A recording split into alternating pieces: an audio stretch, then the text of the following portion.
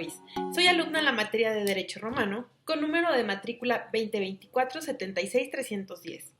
Y hoy les hablaré sobre un tema fundamental en la evolución del derecho, el derecho procesal romano.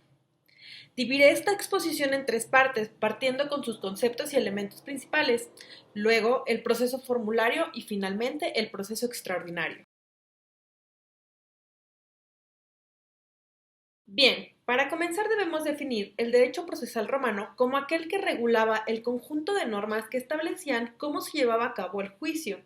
Es decir, este regulaba el conjunto de actos jurídicos que tienen como finalidad la solución de controversias mediante la intervención de un juez.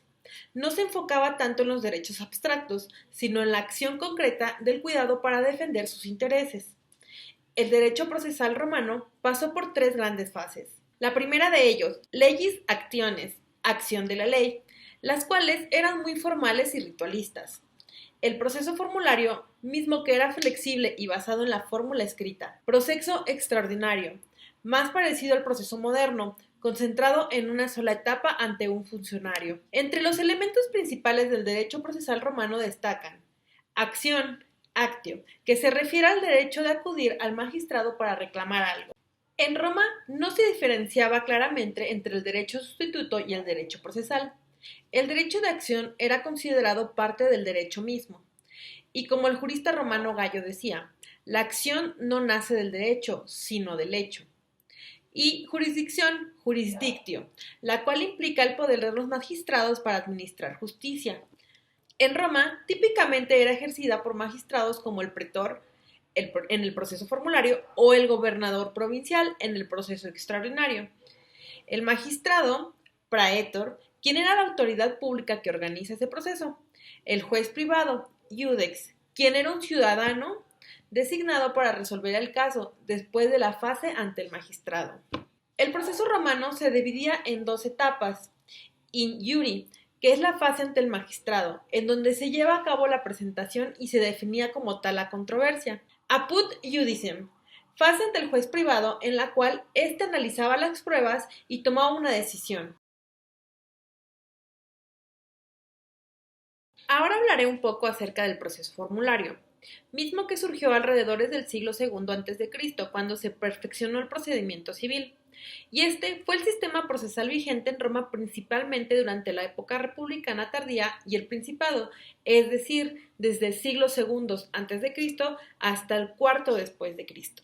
Se caracteriza porque el magistrado redactaba una fórmula, elaborada por el pretor, que establecía el objeto del litigio y las instrucciones que el juez debía seguir para resolver el conflicto. Era más flexible que el antiguo sistema de legis actiones, menos rígido en cuanto a formalismos y respondía mejor a las nuevas necesidades sociales y jurídicas en Roma. Sus características principales son 1. Formalismo flexible, es decir, aunque exigía seguir una estructura determinada en la fórmula, permitía adaptar el contenido a la naturaleza de cada conflicto. 2. Intervención del pretor, en donde el pretor elaboraba y autorizaba la fórmula, basándose en hechos presentados. 3. Autonomía del juez. El juez no era un funcionario estatal, sino un particular que aplicaba la fórmula para resolver el caso. Y abstracción jurídica, misma que se basaba más en conceptos jurídicos y en la adecuación de los hechos a los derechos ya reconocidos, no en palabras rituales escritas. Y por último, un acceso más amplio. Este permitía una mejor protección para los ciudadanos y también para los extranjeros, mediante acciones basadas en el jus honorarium. Existían dos etapas del proceso formulario, es decir, implicaba una bipartición del proceso. En la primera fase, in iure, que significa ante el pretor, las partes comparecían ante el pretor y se discutía la existencia del hecho alegado y la posibilidad de ser definido judicialmente. El pretor elaboraba la fórmula, que implicaba a las partes, el actor y demandado, el objeto del litigio, la eventual condena, las cláusulas adicionales y la fase apud iudicem, es decir, ante el juez. En la segunda fase, apud iudicem, que significa ante el juez, durante esta etapa se presentaba el caso ante el juez privado elegido. Este debía basar su fallo en términos establecidos por la fórmula y, tras la evaluación de las pruebas, emitía su decisión, es decir, la sentencia. Desarrollo de la fórmula.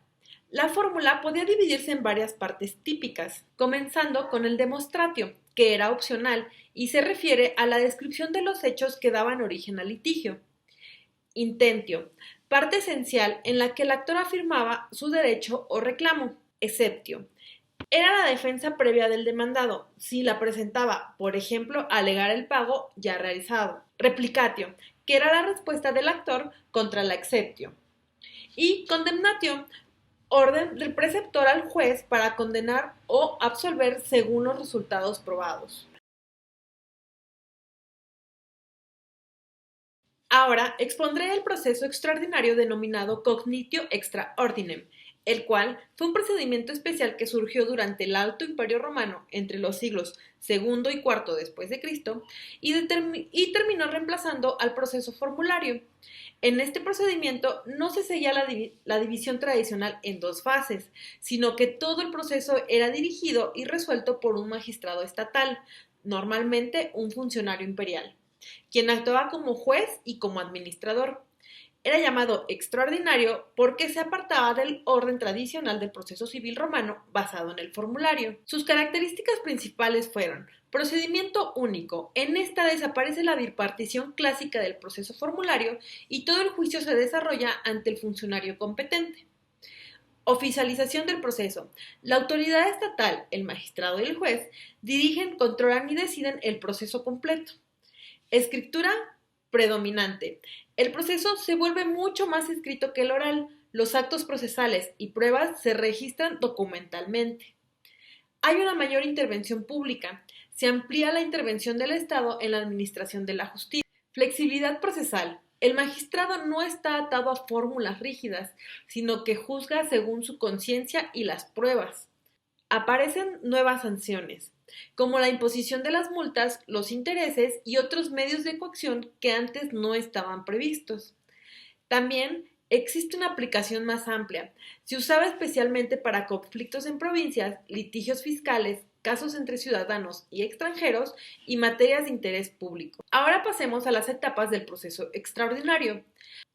Aunque este no estaba dividido formalmente como el proceso formulario, el proceso extraordinario seguía un curso ordenado que puede resumirse en 4 fases. La primera, la presentación de la demanda. El actor presentaba una demanda escrita ante el funcionario y éste la admitía o rechazaba después de un examen inicial. 2. Notificación del demandado. Se informaba oficialmente al demandado para que compareciera y respondiera. 3. La fase de instrucción.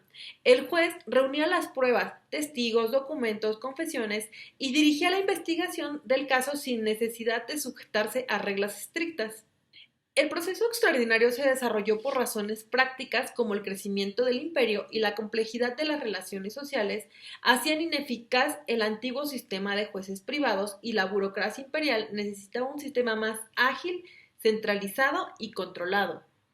Se aplicó primero en materias especiales como cuestiones administrativas, fiscales o provinciales, y luego se fue extendiendo hasta el derecho privado general.